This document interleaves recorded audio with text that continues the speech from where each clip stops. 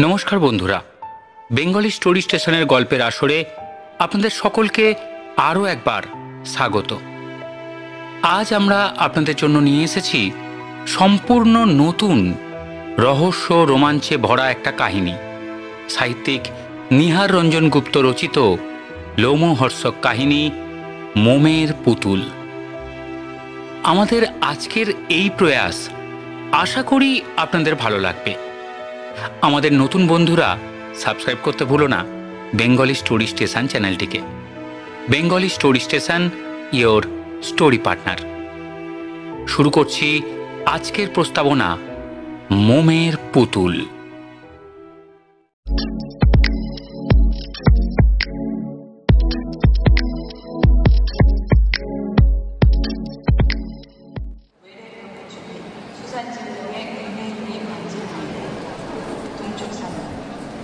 Hong Kong হয়ে বিওএসির যে ফ্লাইটটা সকাল 8টায় দমদম এয়ারপোর্টে পৌঁছানোর কথা, সেটা 3 ঘন্টা লেট অ্যারাইভাল কতটা ঘোষণা করেছিল। শশাঙ্ক লাউঞ্জের মধ্যে অন্যমনস্কভাবে ঘুরে ঘুরে বেড়াচ্ছিল আর মধ্যে মধ্যে হাত ঘড়িটার দিকে তাকাচ্ছিল। শশাঙ্কর পরিধানে প্লেন ড্রেস থাকলেও সে জানতে পারেনি একজনের নজরে সে ঠিকই পড়েছিল। একটা সিগারেট ধরালো শশাঙ্ক। লাউঞ্জের অন্য একদিকে যে বুক স্টলটা, তার সামনে দাঁড়িয়েছিল একটা মেয়ে। মেয়ে না বলে তরুণী বলাই ভালো। বয়স 25-26-এর কম হবে না। রোগা পাতলা গড়ন, পরনে একটা দামি স্কাই ব্লু রঙের সিফন। মাথার চুল বব ছাঁট করার দরুন গুচ্ছে গুচ্ছে কাঁধের উপর ছড়ানো। ডানাতে একটা রিস্ট ওয়াচ, অন্য কোনো অলংকার শরীরে নেই। কাঁধে ঝুলছে একটা ব্যাগ। তরুণী একটা ইংরেজি পিক্টোরিয়াল হাতে নিয়ে পাতা উল্টাচ্ছিল। ঠিক পাশ থেকে একটা চাপা ফিসফিসে গলায় শোনা গেল, লাইলি, শশাঙ্ক সান্যাল এসছে। তরুণী বক্তার দিকে ফিরেও তাকালো না। পিক্টোরিয়ালের পাতা উল্টাতে উল্টাতে চাপা সতর্ক গলায় জবাব দিল, দেখেছি। লাইলির পাশেই যে ব্যক্তি দাঁড়িয়েছিল তার পরনে দামি স্যুট, মুখে পাইপ, চোখে দামি সোনার ফ্রেমের চশমা, বেঁটে মোটা সোটা টাইপের, মধ্যবয়সী। এখান থেকে সোজা কন্টিনেন্টাল হোটেলে 4 তলায় 302 নম্বর ঘরে চলে যাবে। রাও সেখানে তোমার কাছ থেকেই ডেলিভারি নেবে। লাইলি এবারেও কোনো জবাব দিল না। ওদিকে তখন বিওএসির বিরাট প্লেনটা এয়ারপোর্টের ল্যান্ডিং গ্রাউন্ডের উপরে নেমে এসেছে। শশাঙ্ক ইমিগ্রেশন কাউন্টারের দিকে এগোলো কাঁচের দরজা পথে। Customs officer Arabinda Chatterjee customs কাউন্টারের সামনেই দাঁড়িয়েছিল। তার সঙ্গে শশাঙ্ক চোখাচুকি হলো। অরবিন্দ চ্যাটার্জি ইঙ্গিতে জানালো সে সতর্কই আছে। লাইলি বুকস্টল থেকে বের হয়ে কাস্টমসের কাঁচের দরজার দিকে এগোতে থাকে। কাউন্টারের ঘষা কাঁচের দরজা পথে সাদা লংস ও শার্ট পরিহিত একজন ভদ্রলোক বের হয়ে এলো। লাইলির সঙ্গে ভদ্রলোকের চোখাচুকি হলো। প্লেন আসতে কত দেরি? প্লেন ল্যান্ড করেছি, যাত্রীরা আসছে ইমিগ্রেশনের দিকে। তুমি এখানেই অপেক্ষা করো। কথাগুলো বলে ভদ্রলোক আবার ঘষা কাঁচের দরজার অন্যদিকে অদৃশ্য হয়ে গেল। যারা ওই প্লেনে এসেছে তাদের আত্মীয় পরিজনরা ইতিমধ্যে অনেকেই এইখানে এসে ভিড় করছিল। যে যার আপনজনকে দেখবার জন্য সকলেরই উৎকণ্ঠা। এদিকে ভিতরে একে একে যাত্রীরা ইমিগ্রেশন কাউন্টারের সামনে এসে ভিড় করছে। শশাঙ্ক সান্যালের নজরে পড়ল একজন তরুণী তার বাচ্চাকে ঠেলাগাড়িতে চাপিয়ে ঠেলে ঠেলে এগুচ্ছেন। নাদুস নুদুস বাচ্চাটা, হাতে তার একটা বড় পুতুল।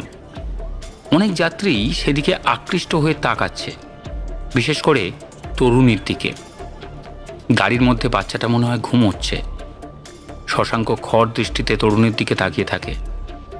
পরনে তার স্ল্যাক্স আর গায়ে পাতলা গেঞ্জি, সামারকুল মনে হয়। তরুণীর আঁটো সাঁটো যৌবন যেন উদ্ধত ভঙ্গিতে প্রকট। অনেকের দৃষ্টি আকর্ষণ করছে তার সেই উদ্ধত যৌবন। তরুণীর কিন্তু ভ্রুক্ষেপও নেই যেন। সকলের দৃষ্টি যে তার যৌবনকে লেহন করছে সেটা যেন তার দৃষ্টিতেই পড়ছে না। ইমিগ্রেশন কাউন্টার থেকে পাসপোর্টে ছাপ লাগিয়ে তরুণী এগিয়ে গেল সোজা কাস্টমস কাউন্টারের দিকে। শশাঙ্ক তার তীক্ষ্ণ অনুসন্ধানী দৃষ্টি দিয়ে তরুণীর আপাত মস্তক যেন জরিপ করছিল অল্প দূর থেকে।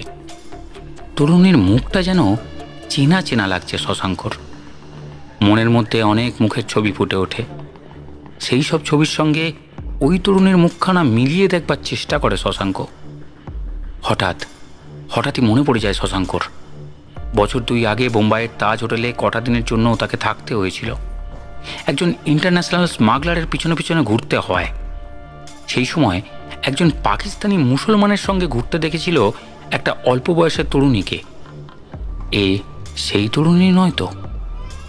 তারও ডান দিককার গালে ঠিক চোখের পাতার নিচে একটা কালো তিল সে লক্ষ্য করেছিল। এই তরুণীরও চোখের পাতার নিচের ঠিক গালে ঠিক তেমনই একটা তিল। আরও কিছু ছিল। কপালে বাঁ দিকে বাম ভ্রুর ঠিক উপরে ছোট্ট একটা কাটার দাগ, পুরাতন স্কার মার্ক। সেদিনকার সেই তরুণীর নামটাও এখনও শশাঙ্কর মনে আছে। হ্যাঁ, রেহানা, পাকিস্তানি মেয়ে। কিন্তু সে ছিল অবিবাহিতা, আর এর সঙ্গে বাচ্চা রয়েছে।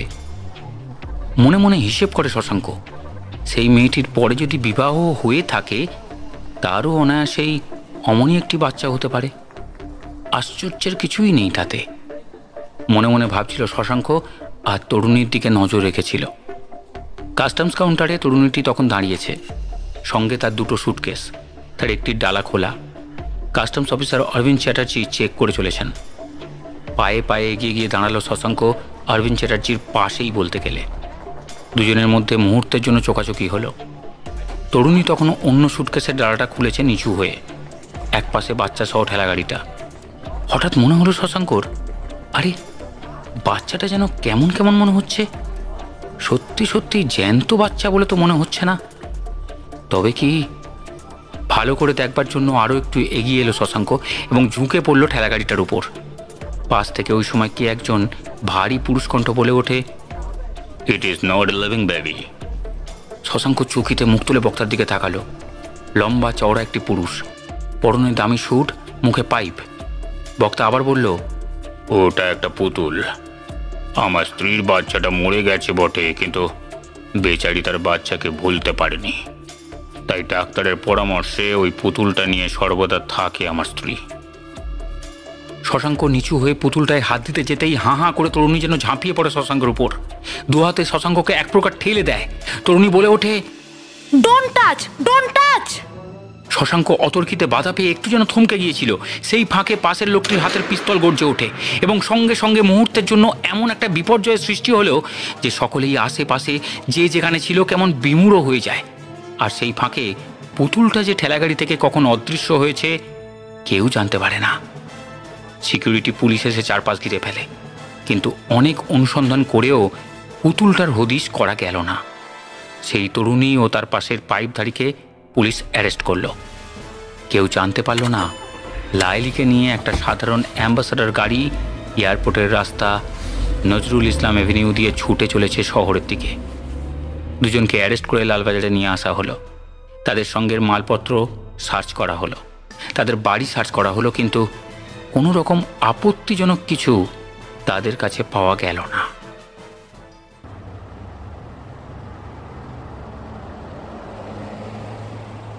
চৌরঙ্গীর একটা 5 স্টার হোটেলের 3 তলার একটা কামরার মধ্যে চুপচাপ বসেছিলেন এক প্রৌঢ় ভদ্রলোক। তার পরনে পায়জামা ও পাঞ্জাবি। প্রৌঢ় বেশ সুপুরুষ, মুখে থুতনির কাছে সামান্য কাঁচা পাকা দাড়ি, মাথার চুলও কাঁচা পাকা, ব্যাক ব্রাশ করা, চোখে সোনার ফ্রেমে দামি চশমা, মুখে চুরোট। সামনে ত্রিপয়ের পরে একটা গ্লাসে কিছু তরল রঙিন পদার্থ, পাশে একটা স্কচ, হুইস্কির গ্লাস, একটা প্লাস্টিকের টাম্বলারে কিছু বরফের কিউব। দরজায় মৃদু নখ হলো। Come in. লাইলি এসে ঘরে ঢুকলো, তার হাতে একটা লেডিস চামড়ার ব্যাগ। লাইলি, কি খবর? খবর ভালো না। রেহানা ও আফজলকে পুলিশ এয়ারপোর্ট থেকে অ্যারেস্ট করেছে। ওদেরকে পুলিশ লালবাজারে নিয়ে গেছে। সে আমি জানি। জানেন? হ্যাঁ, এয়ারপোর্ট থেকে ঘন্টাখানেক আগে মেসেজটা এসেছে। তাদের জন্য চিন্তা করতে হবে না। মাল কোথায়? লাইলি হাতের ব্যাগটা প্রৌঢ়ের সামনে নামিয়ে দিয়ে বলল, এর মধ্যে আছে। ব্যাগটা হাতে তুলে নিলেন প্রৌঢ়। বেশ ভারী। পুতুলটা কি হলো?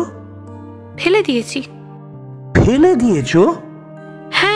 বারগুলো তার পেট থেকে বের করে নিয়েছি। ইউ ফুল! গর্জে ওঠেন প্রৌঢ়।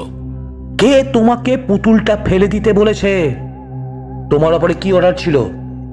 পুতুলটা এনে জমা দেবে। কিন্তু কোথায় ফেলেছো? মানিকতলার ফ্ল্যাটের পিছনের বাগানে। কতক্ষণ আগে ফেলেছো? ঘন্টাখানেক হবে। যাও, এক্ষুনি যাও, সেটা নিয়ে এসো। পুতুলটার চোখের সকেটে দুটো হীরা রয়েছে, যার দাম খুব কম করেও 70-80 হাজার টাকা। যাও, কুইক! লাইলি আর দাঁড়ায় না, ঘর থেকে বের হয়ে যায়। লাইলি ধারণাই করতে পারেনি পুতুলটার চোখের সকেটে দুটো দামি হিরে আছে। সে ভেবেছিল পুতুলটার পেটের মধ্যে 8টা সোনার বিস্কুট ছিল, সেটাই সব। পুতুলটা পুলিশের দৃষ্টি আকর্ষণ করেছে, তাই সে পুতুলের পেট থেকে সোনার বিস্কুটগুলো বের করে নিয়ে পুতুলটা ফেলে দিয়েছিল নিচের বাগানের জঙ্গলের মধ্যে। পুতুলের চোখ দুটোর কথা একবারও মনে হয়নি, আর কথাটা মনে তার আসবেই বা কি করে। একটা ট্যাক্সি হোটেলের সামনে থেকে নিয়ে ট্যাক্সি ড্রাইভারকে মানিকতলার দিকে চালাতে বলল লাইলি। মানিকতলা। বেলা তখন প্রায় 1:45। কর্মব্যস্ত শহরটা গমগম করছে জনজীবনের মুখস্রোতে যেন। চলন্ত ট্যাক্সিটার পিছনের সিটে বসে জানালার পথে বাইরের দিকে অন্যমনস্কভাবে তাকাতে থাকে লাইলি। ওই সুলতান সাহেবকে মনে মনে যতখানি সে ঘৃণা করে, পৃথিবীতে কাউকে বুঝি সে অতখানি ঘৃণা করে না। লোকটার নাকপাশ থেকে সে মুক্তি পেতে চায়। অহরহ ভগবানের কাছে তার এইটাই প্রার্থনা, কিন্তু সুলতানের নাকপাশ থেকে তার মুক্তি নেই, মুক্তি নেই। মানিকতলার ফ্ল্যাট বাড়িটায় লাইলি আজ প্রায় 2 বছর আছে। ফ্ল্যাটটা সুলতান সাহেবেরই, তাকে থাকতে দিয়েছে সুলতান সাহেব। সাজানো গোছানো চমৎকার ফ্ল্যাটটা। একটা বড় লিভিং রুম, দুটো পাশাপাশি বড় রুম, একটা কিচেন ও বাথরুম। তাকে দেখাশোনা ও তার কাজকর্মের জন্য মরিয়ম আছে। ওই ফ্ল্যাটেই সে থাকে। মরিয়মের বয়স ঠিক কত বুঝবার কোনো উপায় নেই। হাড় সর্বস্ব চেহারা, এখন অনেকটা তামাটে। মাথার চুল সব পেকে গিয়েছে, ছোট ছোট দুটো চোখ, অন্তর্ভেদী কি দৃষ্টি চোখের, পাখির মতো নাক, সব দাঁত এখনো অটুট, ঝকঝক করে, পুরু ঠোঁট, পরনে সালোয়ার কামিজ। হাড় সর্বস্ব চেহারা হলে কি হবে, গায়ে প্রচণ্ড শক্তি ধরে মরিয়ম। কথা বলে খুব কম। লাইলির ভয় করে মরিয়মের মুখের দিকে যেন তাকালেই। ওর মনে হয় মরিয়ম যেন দুটো শয়তানের চোখ দিয়ে ওকে বিঁধছে। মরিয়মের দৃষ্টি ওর ওপরে সর্বক্ষণ। সুলতানের অনুমতি ছাড়া লাইলির ফ্ল্যাটে থেকে বেরাবার কোনো উপায় নেই। সুলতান তার প্রয়োজন ফোনে জানায়। এমনিতে কিন্তু কোনো রুক্ষ ব্যবহার করে না কখনো মরিয়ম লাইলির সঙ্গে। ট্যাক্সি থেকে নেমে লাইলি ভাড়ার কথা বলতেই ট্যাক্সি ড্রাইভার বলল ভাড়া সে পেয়ে গিয়েছে। ঠিক ওই ব্যাপারটাই ঘটে প্রতিবার যখনই কোনো ট্যাক্সিতে চাপে লাইলি। লাইলি আর কোনো কথা বলল না, ফ্ল্যাট বাড়িটার মধ্যে ঢুকলো। সিঁড়ি দিয়ে উঠে 3 তলায় তার ফ্ল্যাটে। দরজার গায়ে কলিং বেলটা টিপতেই একটু পরে দরজাটা খুলে গেল। লাইলি একটু অবাকই হয়। দরজা খুলে দিয়েছে মরিয়ম নয়, অন্য একজন পুরুষ, তার সম্পূর্ণ অপরিচিত। লাইলি তার ফ্ল্যাট ভুল করে অন্য ফ্ল্যাটের বেল টেপেনি তো? এদিকে ওদিকে তাকায় কেমন বিব্রত দৃষ্টিতে লাইলি। ভদ্রলোক বলল, না মিস লাইলি, আপনার ভুল হয়নি, এটাই আপনার ফ্ল্যাট, ভেতরে আসুন। আপনি? আমাকে আপনি ঠিক চিনবেন না, আমার নাম শশাঙ্ক সান্যাল। আমি ঠিক ব্যাপারটা বুঝতে পারছি না। ভেতরে আসুন। লাইলি ভিতরে প্রবেশ করলো। সে তখনও বুঝতে পারছে না মরিয়ম একজন অপরিচিতকে তার ফ্ল্যাটে ঢুকতে দিয়েছে কেন। তবে কি লোকটা সুলতানের লোক? তারই নির্দেশে এখানে এসেছে? লাইলি এদিক ওদিক তাকায়, কিন্তু মরিয়মকে কোথাও দেখতে পায় না। কাকে খুঁজছেন? মরিয়মকে? সে কিচেনে আছে। কিচেনে? হ্যাঁ, কিচেনে। মরিয়ম, মরিয়ম! ডাকলেও ওর সাড়া পাবেন না, কারণ ওর সাড়া দেবার অবস্থা বর্তমানে নেই, মানে মুখ বাঁধা। আপনাকে অসুবিধায় ফেলার জন্য আমি দুঃখিত। আমি আমার কথা শেষ করেই চলে গেলে ওর মুখের বাঁধন খুলে দেবেন। বসুন, দাঁড়িয়ে কেন? আপনার সঙ্গে আমার কিছু কথা ছিল মিস লাইলি। আপনাকে আমি জীবনে কখনো দেখিনি, চিনি না। আপনার সঙ্গে আমার কোনো কথা থাকতে পারে না। কথা না থাকলে আপনাকে আমি বিরক্ত করতে আসতাম না। আপনি যেতে পারেন, আপনার সঙ্গে কোনো কথাই আমি বলবো না। যাব তো নিশ্চয়ই, তার আগে সেই মোমের পুতুলটা যে আমার চাই, সেই পুতুলটির জন্যই তো আমার এখানে আসা। মোমের পুতুল? হ্যাঁ, সেটা আজ এয়ারপোর্টে রেহানা আপনাকে দিয়েছিল। What nonsense! কি সব আবল তাবল বকছেন? এয়ারপোর্টে আজ আমি যাইনি। মোমের পুতুলটার মধ্যে চোরাই মাল ছিল। আপনি এখনই এখান থেকে যাবেন না পুলিশে ফোন করব? ফোন করতেই পারেন, তবে তারা আমাকে চেনে। আমি আইবির ইন্সপেক্টর শশাঙ্ক সান্যাল। আপনি? হ্যাঁ, আইবির ইন্সপেক্টর শশাঙ্ক সান্যাল। আমার পরিচয়টা তো পেলেন, এবারে পুতুলটা দিন। লাইলি চুপ করে থাকে, কোনো জবাব দেয় না। আজকের বিওএসির ফ্লাইটে হংকং থেকে পাচার হয়ে কলকাতা হয়ে বাংলাদেশ হয়ে পাকিস্তানে যাবার কথা। লাইলি আগের মতোই চুপ করে থাকে। বুঝতেই পারছেন, আমি সব জানি। অতএব চুপ করে থেকে কোনো লাভ হবে না। আমি পুতুলটা সম্পর্কে কিছু জানি না।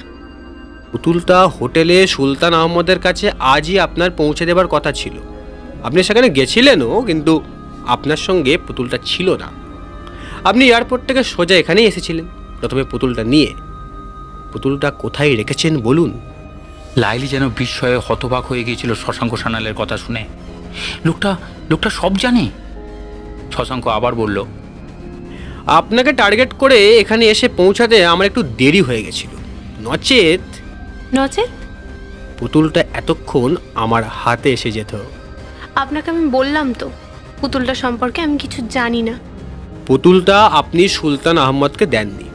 সুলতানকে আপনি কতটুকু চেনেন জানি না, কিন্তু লোকটাকে আমি চিনি। সে গোখ্র সাপের চাইতেও খল। আর মিস্টার সান্যাল, আপনি? বুঝতেই পারছি, আপনি মানুষটাকে এখনো চিনতে পারেননি। আপনি আমার সাথে সহযোগিতা করবেন না? কি করে সেটা আশা করেন? আমি কিন্তু এসেছিলাম। কেন এসেছিলেন? ওই গোখ্র সাপের ছোবল থেকে আপনাকে বাঁচাতে। ধন্যবাদ। আচ্ছা চলি। লালবাজারে ফোন করে আইবির স্যান্ডেলকে চাইলেই আমাকে পাবেন। যদি কখনো মনে হয় আমার সাহায্য আপনি চান, তো ইউ আর অলওয়েজ ওয়েলকাম। ধন্যবাদ। শশাঙ্ক সান্যাল লাইলির ঘর থেকে বের হয়ে গেল।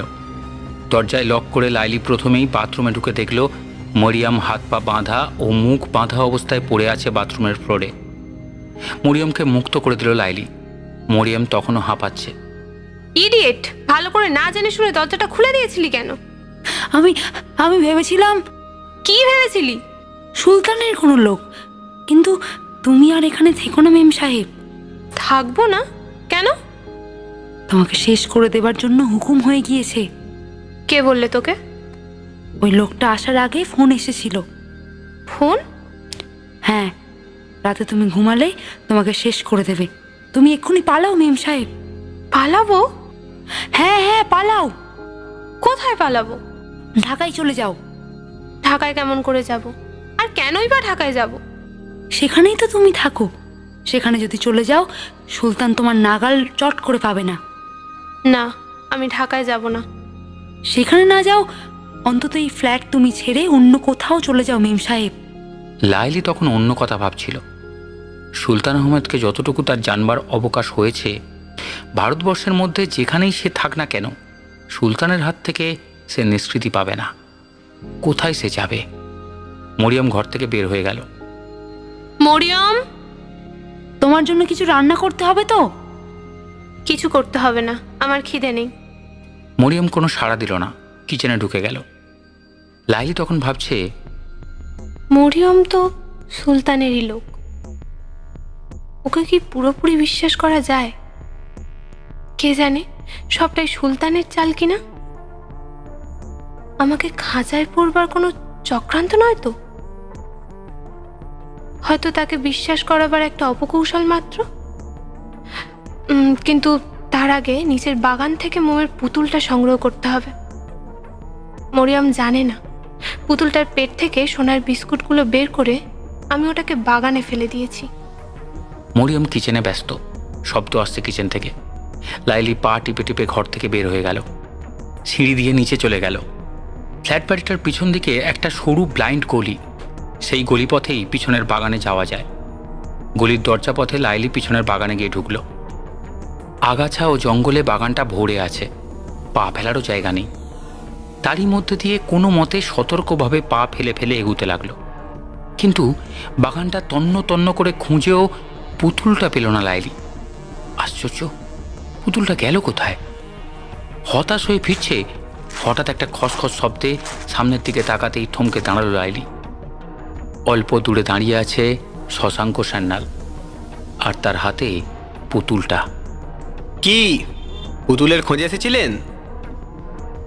শুনুন, আমি যা বলি এখনো শুনুন। পুতুলটা আপনি সঙ্গে নেননি, আমি আগেই সংবাদটা পেয়েছিলাম, তাই আপনার ফ্ল্যাটটা সার্চ করতে ঢুকেছিলাম।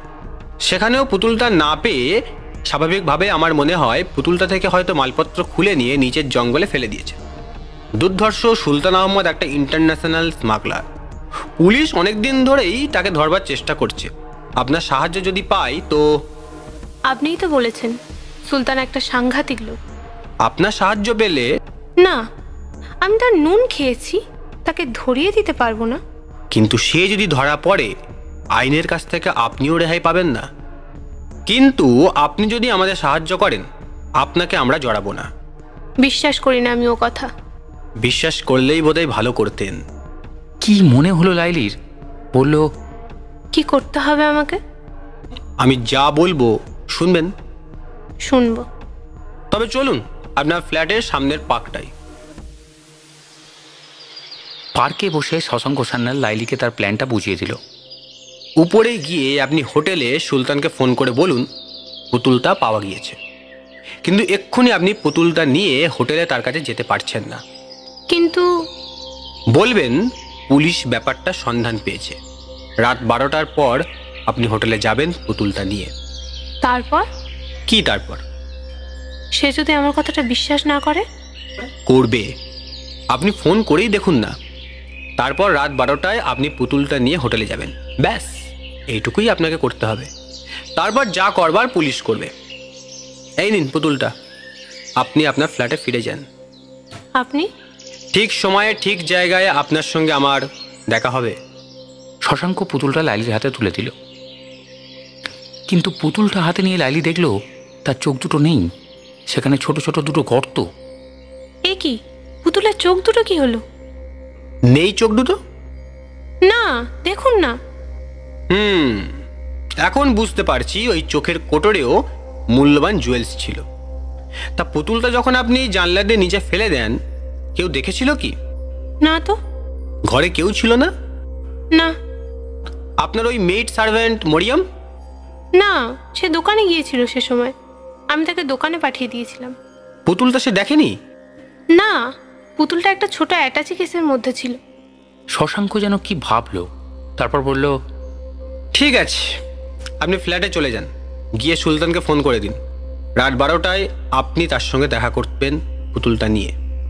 যান, আর দেরি করবেন না, আমি চললাম। পার্ক থেকে শশাঙ্ক বের হয়ে গেল। লাইলি অন্যমনস্কভাবে হাঁটতে হাঁটতে ফ্ল্যাটের দিকে এগোলো। লাইলি ফ্ল্যাটে ঢুকতে গিয়ে দেখে ফ্ল্যাটের দরজা বন্ধ। কলিং বেল টিপতেই একটু পরে মরিয়ম এসে দরজা খুলে দিল। কোথায় গিয়েছিলে মেম সাহেব?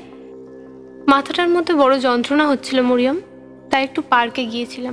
এই দুপুরের কাঠ ফাটা রোদে? সুলতান ফোন করেছিল। তোকে না আমাকে? তোমাকে। বললাম এখনো ফেরেনি। তা কি ঠিক করলে? যা করবে চটপট করতে হবে। আমি কোথাও যাব না মরিয়ম। যাবে না? না, এখানেই থাকবো। এ ফ্ল্যাটের ভাড়া 8 মাস এখনো দেয়া আছে। তারপর? রাত 11টার পর আমি হোটেলে যাব। হোটেলে যাবে? হ্যাঁ। তোমার কি মাথা খারাপ হয়েছে? একবার সেখানে গেলে তুমি আর জ্যান্ত ফিরতে পারবে বলে মনে করেছো? ওই হোটেলের মধ্যেই তোমাকে শেষ করে দেবে। তুই কিছু ভাবিস না মরিয়ম।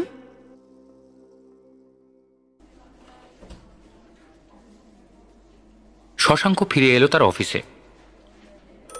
ঘরে ঢুকে বসতেই ফোনটা বেজে উঠল। ফোনটা তুলে বলল, হ্যালো। শশাঙ্ককে ফোন করে ডাকছে ডিসি মল্লিক। শশাঙ্ককে এক্ষুনি যেতে বলছে। শশাঙ্ক ফোনটা রেখে দিল। সুলতান আহমেদ পাকিস্তানের বিরাট এক ব্যবসায়ী। তার ব্যবসা ভারত ও বাংলাদেশে আছে। নানা ধরনের ব্যবসা তার। ভারত, বাংলাদেশ ও পাকিস্তানে তার নিয়মিত যাতায়াত। লোকটা যে স্মাগলার শিরোমণি কখনো জানতে পারত না শশাঙ্ক। কোনোদিন তার প্রতি পুলিশের সন্দেহও পড়ত না। দৈবক্রমেই বলতে হবে, ঢাকায় গিয়ে বদরুজ্জামানের সঙ্গে পরিচিত হয়ে সব জানতে পারল শশাঙ্ক। বাংলাদেশের লোক গোলাম কাদের। লোকটার বিরাট দোকান আছে বইয়ের ও বই প্রকাশনীর বাংলাদেশে। বাংলাদেশ যখন জন্মায়নি, ইস্ট পাকিস্তান বা পূর্ব পাকিস্তান ছিল, তখন থেকেই তার পুস্তক প্রকাশন ও বিক্রির ব্যবসা। লোকটা মধ্যে মধ্যে আসতো ভারতে, আসতো কলকাতায়, এবং কলকাতার নামী লেখকদের কাছ থেকে পূর্ব পাকিস্তানের বই ছেপে প্রকাশ ও বিক্রয় করবার পারমিশন নিয়ে যেত টাকা দিয়ে। হঠাৎ তারপরে একসময় ভারতের লেখকদের পারমিশন না নিয়েই তাদের বই ছাপতে লাগলো ও বিক্রয় করতে শুরু করলো। রীতিমতো ফলাও ব্যবসা। শশাঙ্কর এক বন্ধু সাহিত্যিক অভিযোগের সুরে তাকে কথাটা একসময় বলে এবং শশাঙ্ককে অনুরোধ জানায় যদি সে কোনো একটা প্রতিকার করতে পারে। শশাঙ্ক কোনো পথই তাকে বাতলাতে পারে না। তারপর একদিন বাংলাদেশের জন্ম হয়। গোলাম কাদেরের ব্যবসা আরও জমে উঠতে থাকে ক্রমশ। অবশেষে শশাঙ্ক স্থির করে একটি বাসে ঢাকায় যাবে। ঢাকায় গিয়ে শশাঙ্ক কিছু পরিচিত জনের মারফত দিয়ে গোলাম কাদেরের সংবাদ সংগ্রহ করে। ঢাকায় পস এলাকায় গোলাম কাদেরের বিরাট বাড়ি। বঙ্গবন্ধু এভিনিউতে বিরাট পুস্তক প্রকাশনী। মাসে প্রচুর টাকা ইনকাম করে। খানতিনেক ইম্পোর্টেড কার, টয়োটা, হাম্বার ও মার্সিডিস বেঞ্চ। কেবল বইয়ের ব্যবসা থেকে এত বলবোলাও হয় না, হতে পারে না। যে বন্ধু ঢাকায় শশাঙ্ককে সব সংবাদ দিয়েছিল সেই বলল সবটাই ওই লোকটার যেন কেমন ফিসি। কীরকম জানতে চাওয়াতে সে বলল ওই বইয়ের ব্যবসায় নয় কেবল, ওর অনেক ব্যবসা নিশ্চয়ই আছে, কারণ পাকিস্তানের আমলে ও ছিল স্পাই, আর এখন অনেকেই বলে স্মাগলিং করে। একটু খোঁজ নিতে হবে, কিন্তু ও প্রচণ্ড ধূর্ত, তাতে করে সুবিধা হবে না। তাহলে কি করা উচিত? ওর বিষয়ে খোঁজ খবর নিতে গেলে বদরুজ্জামানকে ধরতে হবে। এই বদরুজ্জামানটা কে? বদরুজ্জামান হল গোলাম কাদেরের ডান হাত। পরের দিন রাত্রে বদরুজ্জামানকে রাতের ডিনারে নিমন্ত্রণ করল শশাঙ্কের বন্ধু। লোকটার বয়স খুব বেশি নয়, 35 থেকে 40-এর মধ্যে। বেশ ফর্সা গায়ের রং, কটা চোখ, দামি টেরিকটের প্যান্ট ও শার্ট গায়ে, কপালের উপর একটা টিউমার আছে। কথায় বার্তায় একেবারে চোস্ত। বদরুজ্জামানের সঙ্গে দিন দুই কথাবার্তা বলে শশাঙ্ক বুঝতে পারে লোকটা একটিমাত্র বস্তুই চেনে দুনিয়ায়, সেটা হচ্ছে টাকা, পাউন্ড ও ডলার। শশাঙ্ক টোপ ফেলল, বদরুজ্জামান টোপ কিনল। বদরুজ্জামানই আভাসে ইঙ্গিতে জানালো গোলাম কাদের একজন স্মাগলার। তবে তার মাথার ওপরে আরও একজন আছে।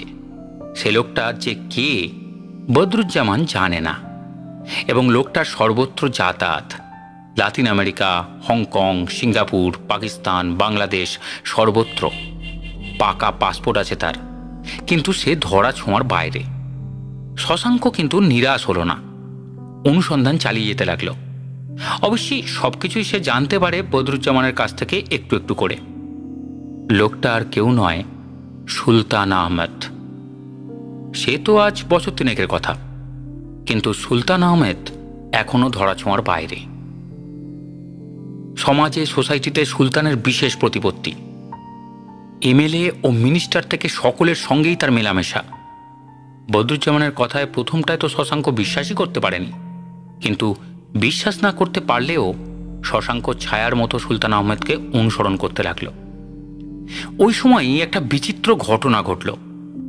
বদরুজ্জামান ভালোবাসত লাইলিকে, লাইলিও ভালোবাসত তাকে। ইতিমধ্যে গোলাম কাদেরের নজর পড়ে লাইলির ওপর, কিন্তু গোলাম কাদের দেখল বদরুজ্জামানকে না সরাতে পারলে লাইলিকে পাওয়া দুরাশা মাত্র। সুলতান লোকটা ছিল 1 নম্বরের নারী মাংস লোভী। সুলতান একবার বাংলাদেশে গেলে একটা পার্টিতে লাইলিকে দেখে। সুলতানের দৃষ্টিতে যাতে লাইলি পড়ে, কৌশলে সেই ব্যবস্থা করল গোলাম কাদের। গরিবের ঘরের মেয়ে লাইলি, লেখাপড়া শিখেছিল, বিএ পাস, সামান্য চাকরি করত। বাংলাদেশেই তার ব্যবসায় মোটা মাইনায় লাইলিকে নিযুক্ত করল সুলতান। তারপর এক রাত্রে ঢাকার অভিজাত হোটেলের একটা সুইটে কোকাকোলার সঙ্গে ঘুমের বড়ি খাইয়ে নেশাগ্রস্ত করে লাইলির দেহটা ভোগ করল সুলতান। জ্ঞান ফিরে এলো পরের দিন সকালে লাইলির।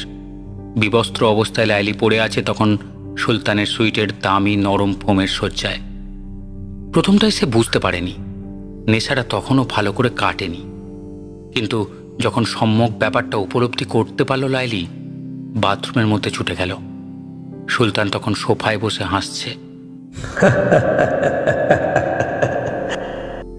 সেদিনই সুলতান অফার দিল লাইলিকে, চলো তোমাকে কলকাতায় থাকবার ব্যবস্থা করে দেবো, ফ্ল্যাট দেব, মাসে 3,000 করে টাকা দেব, আমার কারবারের এজেন্ট হয়ে থাকবে তুমি। বুকের মধ্যে চলে যাচ্ছিল লাইলির। রুদ্ধ আক্রোশে এসে যেন ক্রুদ্ধ নাগিনীর মতন ভিতরে ভিতরে ফুঁসছিল। ইচ্ছা করছিল শয়তানটার উপর ঝাঁপিয়ে পড়ে ওর গলাটা চিড়ে দেয় নখ দিয়ে, কিন্তু কিছুই করল না সে। মনে মনে একটা নিষ্ঠুর সংকল্প করে উঠছে, ওর চরম সর্বনাশ করবে। লাইলি কেবল বলল, ভেবে দেখি। বেশ, 2 দিন ভাববার সময় দিলাম, আমি আরো 2 দিন এখানেই আছি। সেদিনই দুপুরে বদরুজ্জামানের সঙ্গে দেখা হলো লাইলির। কেঁদে ফেলল লাইলি। কি হয়েছে লাইলি? লাইলি সব কথা বলল। সব শুনে বদরুজ্জামান বলল, ঠিক আছে, তুমি ওর প্রস্তাবে রাজি হও। আমিও তাই ভেবেছি। এখন বুঝতে পারছি সব কিছুর ওই হোতা, গোলাম কাদের কেউ নাই, ওকে আমরা ধ্বংস করব। পরস্পর পরস্পরের হাতে হাত মেলালো সেই দিন। দিন 15 আগে চলে এলো লাইলি কলকাতার ওই মানিকতলার ফ্ল্যাটে, সাজানো গোছানো, ঝকঝকে তকতকে। বদরুজ্জামান মনে মনে প্রতিজ্ঞা নিয়েছিল ওকে একেবারে শেষ করে দেবে, একেবারে খতম করে দেবে। শশাঙ্ক চোরাচক্রের সন্ধান করছে জেনে বদরুজ্জামান হলো শশাঙ্কের প্রধান ইনফরমার, এবং বদরুজ্জামান তার সহায়ক না হলে শশাঙ্ক এত দ্রুত সুলতানের সন্ধান পেত না। সুলতানের যাবতীয় সংবাদ সেই সরবরাহ করত শশাঙ্ককে, গোলাম কাদেরের দলে থেকে। ডিসির ঘরে ঢুকতেই শশাঙ্ককে ডিসি বললেন, বসো সান্যাল, একটা খুব স্যাড নিউজ আছে। Sad news? হ্যাঁ, বদরুজ্জামান খুন হয়েছে। সে কি? কখন? কোথায়? কিভাবে সে খুন হলো? শেষ কবে ওই ইনফরমার বদরুজ্জামানের সঙ্গে তোমার দেখা হয়েছিল সান্যাল? দেখা হয়েছিল দিন 15 আগে শেষবার, কিন্তু সে গত পরশু রাত্রে এয়ারপোর্টের ব্যাপারটা আমাকে ফোনে জানিয়েছিল, এবং তখনই সংবাদটা দেয় যে সুলতান আহমদ এখন কলকাতায় হংকংয়ের মালটা ট্রানজাকশনের জন্য করাচি থেকে কলকাতায় এসেছে। হ্যাঁ, লাইলি তার হাতে মালটা তুলে দেবে রেহানার কাছ থেকে এনে। শশাঙ্ক বলল, এখন আমি বুঝতে পারছি স্যার, যেভাবেই হোক সুলতান ব্যাপারটা পূর্বাহ্নেই জেনে ফেলেছিল। আসল দামি মালটা অবশ্যই আমরা পেয়ে গিয়েছি। আসল মাল? হ্যাঁ, মোমের পুতুলের চোখের কোটরে 2টো দামি হীরা ছিল। তাই নাকি? হ্যাঁ স্যার, এই সেই হীরা 2টো, কম করেও যার দাম হবে লাখখানেক। সংক্ষেপে সমস্ত ব্যাপারটা শশাঙ্ক ডিসিকে বলল। তা এখন কি করবে? আমি আমার প্রোগ্রাম ঠিক করে ফেলেছি। কি করতে চাও তুমি? আজ লাইলি রাত 12টায় হোটেলে যাবে সুলতানের কাছে, সেখানেই সুলতানকে আমরা অ্যারেস্ট করব। ঠিক আছে। রাত 12:15, হোটেলের নিজের সুইটে বসে সুলতান ড্রিঙ্ক করছিল। সামনে তার বসেছিলেন দিল্লির এক সরকারি হোমরা চোমরা ব্যক্তি। ভদ্রলোক গুজরাটের লোক, সরকারি মহলে তার প্রচণ্ড প্রতিপত্তি। তাঁরও হাতে গ্লাস, মধ্যে মধ্যে চুমুক দিচ্ছিলেন। সুলতান বলছিল, আপনার কালকের সকালের ফ্লাইটে রিজার্ভেশন করাই আছে, এখান থেকে সোজা আমার গাড়ি আপনাকে এয়ারপোর্টে পৌঁছে দেবে। তা যেন হলো, আপনার লোক তো এখনো এলো না।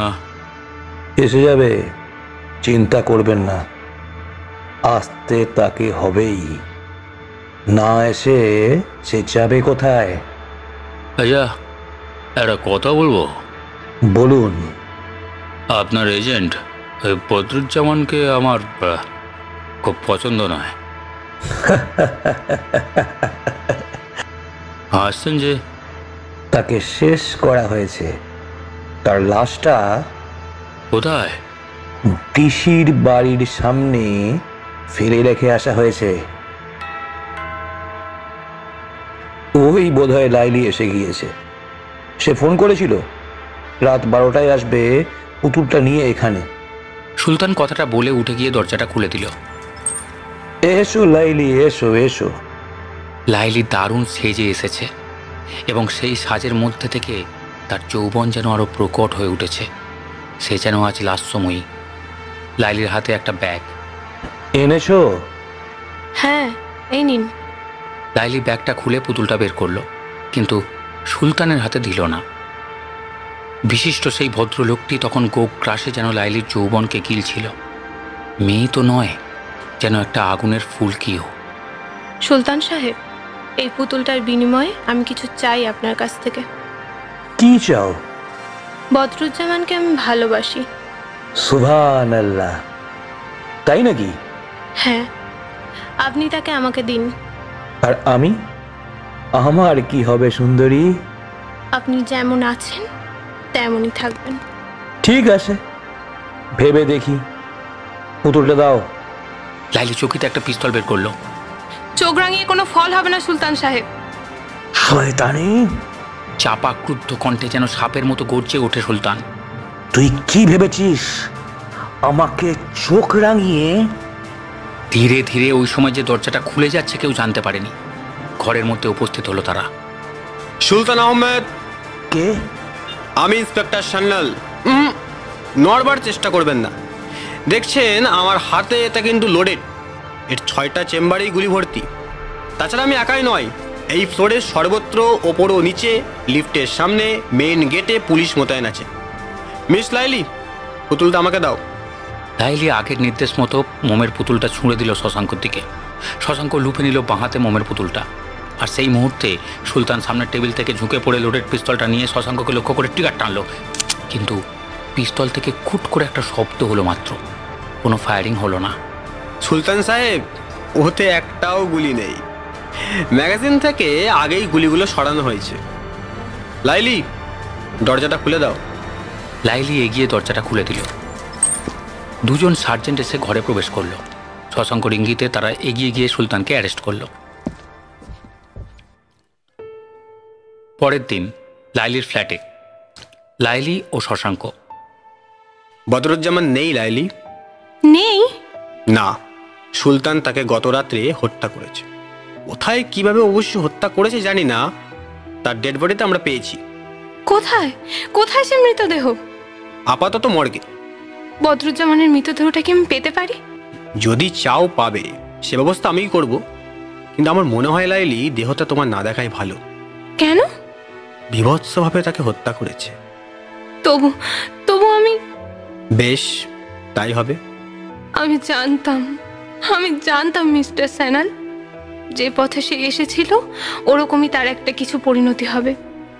তার দুরাকাঙ্ক্ষাই তার মৃত্যুর কারণ হবে একদিন। আমি জানতাম। এখন তুমি কি করবে? আমি বাংলাদেশ ফিরে যেতে চাই। এখানে যদি তুমি কোনো চাকরি চাও তো সরকার সে ব্যবস্থা করতে পারেন। না, আমি বাংলাদেশ ফিরে যেতে চাই। একটা কথা বোধহয় তোমার জানা দরকার লাইলি। কি কথা?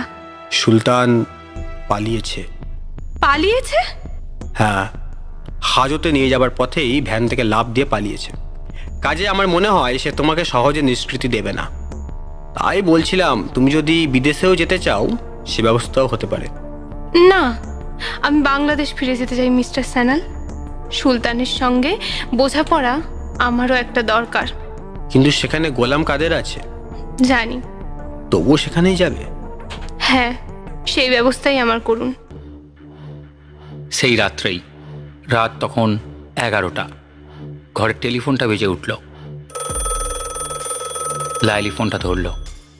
লাইলি, কে? আমি সুলতান আহমদ। 7 দিন, মাত্র 7টা দিন তোমাকে সময় দিলাম। তারপর তোমার সঙ্গে আমার দেখা হবে। লাইলি যেন পাথর।